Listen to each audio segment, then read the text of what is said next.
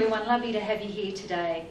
Today we're doing prepare for massage treatments, and you're all students of Cert 4 or diploma level students here today. My name's Louise. I'm a vocational trainer and assessor. I'm an independent trainer. And today's workshop will run for about 20 minutes. There'll be no breaks, and there are refreshments will be provided at the end of the workshop. So today our expectations and prerequisites today, that you had completed your anatomy and physiology unit, you had the reading of your WH&S procedures and practices, you have identified your goals and your outcomes for this course, and please can you assure that you turn your mobile phones off.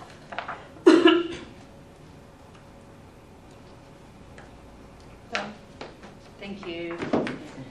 So our goals and outcomes for this workshop will be, you will be able to review a client for a massage service, you'll be able to create a treatment plan for a client, you will be able to explain the contraindications to the client, you'll be able to revise that treatment plan, set up your workplace, and feel quite confident that those first steps are covered. So today I'd like to know what your goals are for this course and what would you like to get out of this today. So Sarah, how are you? I'm good, thanks. Good. So what would you like to get out of this workshop today? The confidence to know what to do in this situation. Fantastic. Lou, how are you today? Yeah, good. Good. What would you like to get out of this workshop today? Just to be more informed about the whole procedures and processes. I'm just a bit unsure about how to go through that, so I'm really glad that you're putting it all out, laying it all out so that we understand that. Fantastic. That's wonderful. So today, before we begin, before we actually had you in this workshop, we went through the workplace safety through the training rooms that are here. So if you look on your second page of your handouts, which you all have, I have put in a check sheet for the workplace safety and training. So just to go over it, just to reiterate, we did a training room inspection prior to this workshop. So you can just tick these boxes as you go along. We identified the relevant hazards that are in the workplace here, in the workplace environment. We went through a fire and evacuation plan. We located the first aid kit. I showed you how to report accidents, and I showed you where the kitchen and the toilets were. So if you could just sign the bottom of that sheet, that would be fantastic, just to know that you're across all that. Thank you. So today, the agenda we will be covering today will be number 1, the client treatment plan. Number 2 will be the client contraindications that will appear on the treatment plan. The appropriate advice that you will give as therapists to your client. We will then revise that treatment plan, and then we will set up the workplace as required for the treatment to be performed. So number 1, we're going to start with the client treatment plan. So today we're going to ask Sarah to come forward, and she's going to be my client today. How are you? That's good to stand and see. So when you're actually calling a client in to have a treatment, it would be ideal if you had an area that would be set up that you could, and it was private, that you could actually take your client in, have a consultation prior to massage in this case, or you could actually take them into the massage room and have that same consultation. But for today's purpose, we're actually just setting up this area here, just like a private room at the side. So when you're consulting with your client, you would actually come in and you would have your treatment plan with you, and the client would have a copy of the treatment plan, which is just going to be up here next. So a treatment plan will look like this, and you can actually make up your own treatment plans and put in whatever requirements that you need in that. Of course, the top part of the treatment plan is all the details of the client, which is very important because we'll actually stick that into the computer system and have them on record. So we go through the name, the age of the client, the address and email address, what type of treatment the client is actually having today, what area that needs requirement. Today it's going to be, we're going to be looking at calf massage. Injuries, is there any pain? Have they had any treatments before? Were they satisfied with the treatment? And are they undergoing any current treatment. So all this information is really, really important so we can build a data bank of our client and give our client the best service and the best treatment. We'll also go through the lifestyle, which is incredibly important, and that is why that you will need to have that prior knowledge to have this consultation with your client. You will need to know about health and well-being, nutrition, physiology and anatomy. So we go through the client, we would go through the client's diet. We would also be asking if they smoke and they have alcohol, how much water, exercise and so forth. So the client will actually detail as much as possible on that client sheet for you. Hi. Sorry, question. Yes, absolutely. How long should you allow? What time frame before the treatment? Normally we'd like a client to come 15 minutes prior to a treatment, so we actually give them the adequate time to fill out this information form. I then need to go over, which I will show you in a moment, I will go over that treatment plan again and then I will revise it with my client so she gets the proper treatment. So this is the first part of the treatment plan that the client will fill out on their own. You can either leave them on their own in this area so they can fill the form out for themselves, or you can actually just sit with them if they need to ask you any questions. Also on the treatment plan, it's very important that you will have the muscular system diagram, and we also have, on the next slide, we have the skeletal system. So the importance of that is for the therapist. So if the client has had, for an example here, a broken leg, we want to note when the injury was, how the injury happened, and if there's any ongoing issues with that problem. If we just go back to the screen before, to the muscular system, we'll actually just indicate for today, which is going to be a tight calf muscle, but there may be other issues that the client has had in the previous years or is actually feeling at the moment, whether it be tight shoulders, the gluteal area or any other area, or the neck area as well. So it's really important that you know your physiology and anatomy so you can identify the muscle groups that you're going to be working with. So after you've done that initial consultation with your client, she's filled out her form, I would sit there with my client and I would go through all the categories with my client. We would go through and even going down to making sure all the details are correct to go in the computer for email addresses, everything is important. So now we're going to, after discussing the treatment plan with our client, I will go through and I will mark any area that I find is a contraindication. So that could be, contraindication could be any health-related illnesses or diagnosis that the client has had, any form of medication the client is on, stress or any of those areas, smoking, drinking, all those areas I would actually be marking down on my treatment plan, and I would review those with my clients and just see if it's appropriate for today's treatment. So contraindications. So when we check the contraindications, we will use our discretion to determine whether the client is suitable for the treatment or otherwise medical confirmation should be sought. So you need to have enough knowledge to be able to do that. So it's really important when you are doing this type of training that you're always going back and reviewing your anatomy and physiology, your nutrition and health and well-being, so that you're up to date on all the latest knowledge that you need to know. So it's very important there's confidentiality with your client. And if needed, we will liaise with a medical GP or a specialist if needed. So those that are requiring referral to a client GP are clearly and respectfully discussed. Now, varicose veins is an indication of is a contraindication.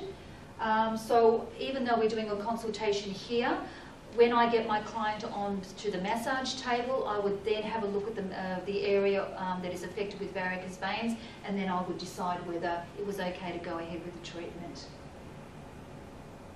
So are there any questions? That's all clear? Wonderful, yep. Thank you.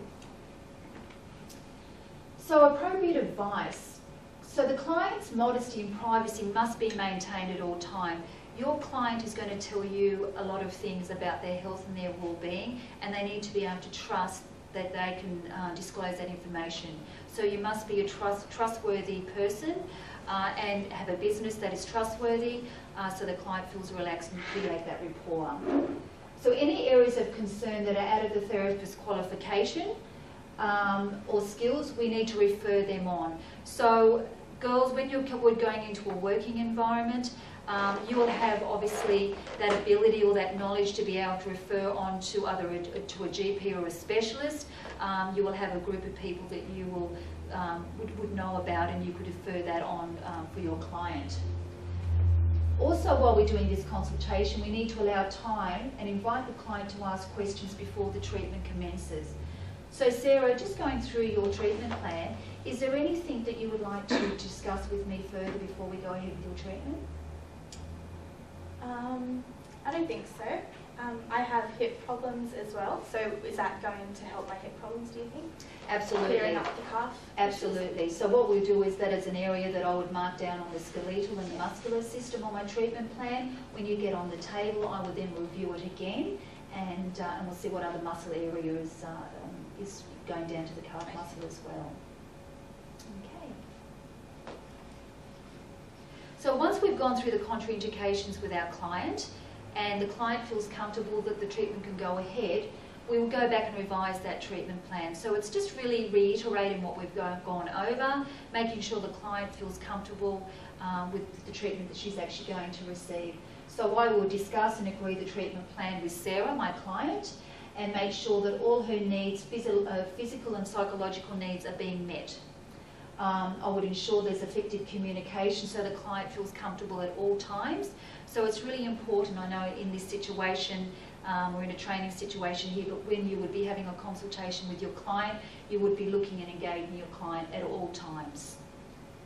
As I said, the consultation is face-to-face, and we will actually continue that review when Sarah goes onto the massage table.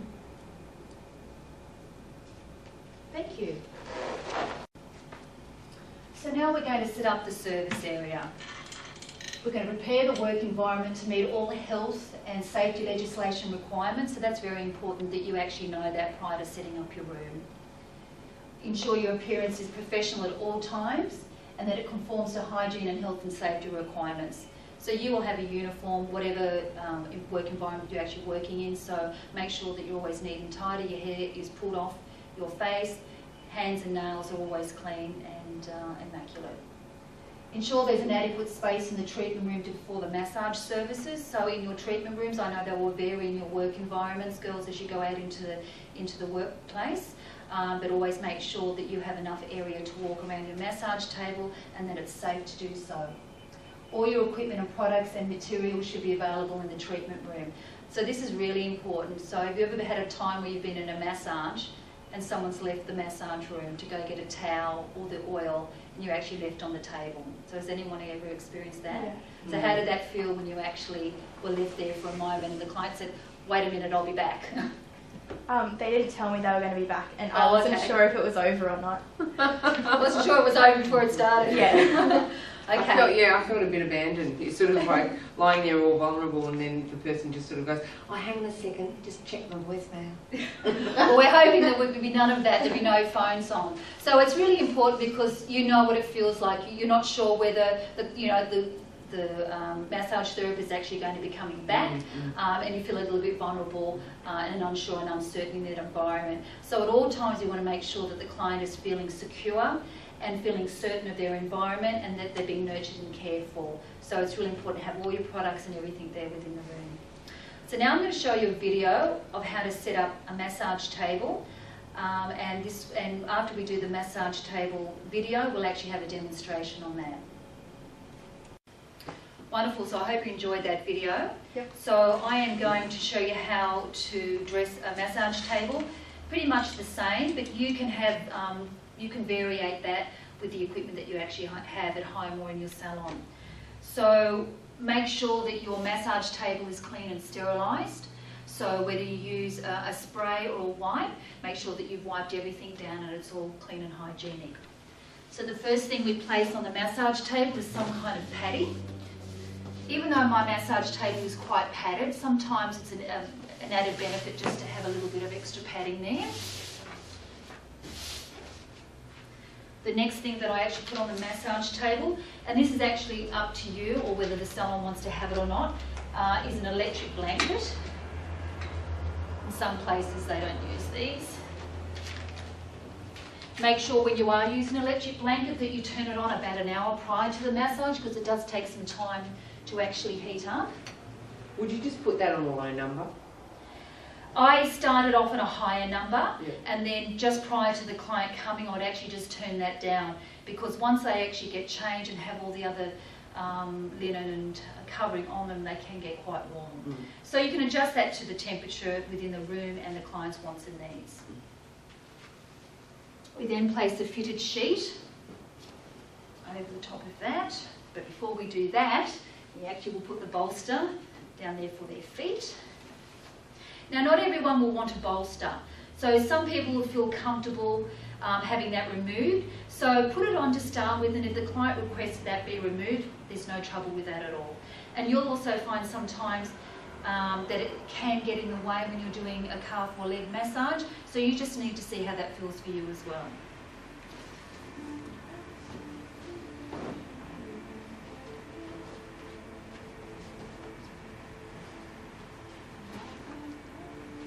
Other cushionings and padding can be added.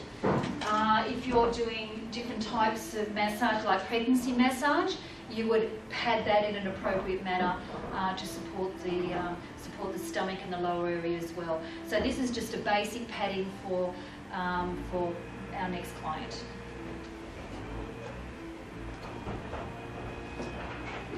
Then place the top sheet over.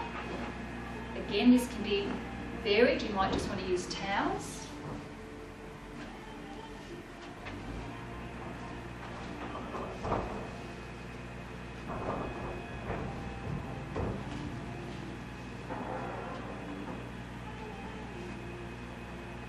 And then, even though the top headpiece is padded, I'm going to add just a little bit of extra padding. There's some great things that are on the market. And like the one in the video was actually a lamb's wool one, which is fantastic. But for today's purpose, I just have this one. It's just got the beading in it and very easy to clean as well. So you'll place a towel on top of that. You can also get disposable coverings for the top of the headrest, which are fantastic as well. Now you might like to extend on that. You might want to roll some towels up there for your clients. You can put some flowers on there. You can put some disposable underwear, depending on what kind of treatment that you are doing. But basically that's how you set up a massage table for your service.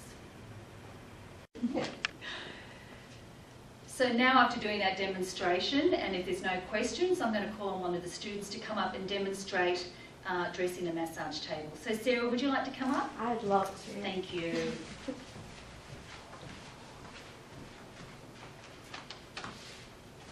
So yes, Start with this, right? absolutely.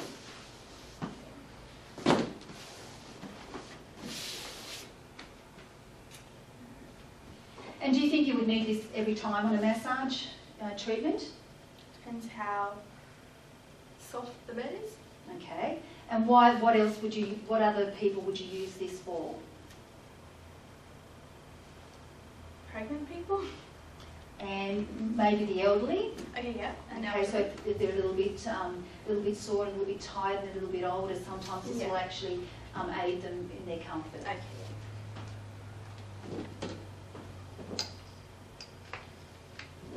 So this is the electric blanket.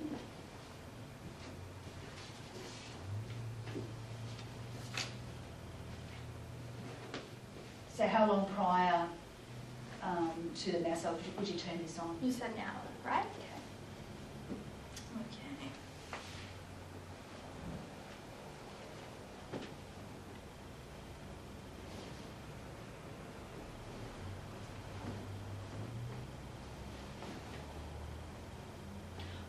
What would be another variation on using a fitted sheet? Towels.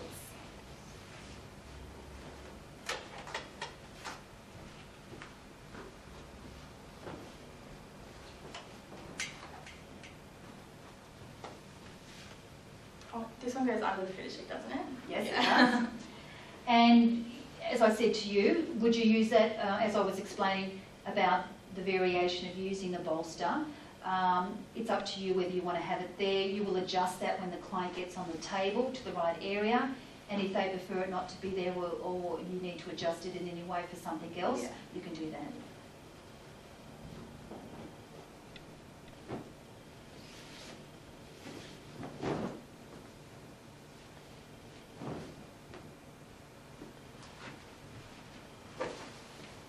So Louise, if you don't have a fancy bolster, you could just like roll a towel. Absolutely. Towels, even a blanket. If you had a blanket, a small blanket, you could roll that up and put that near the ankle area if that was what was needed, or a cushion.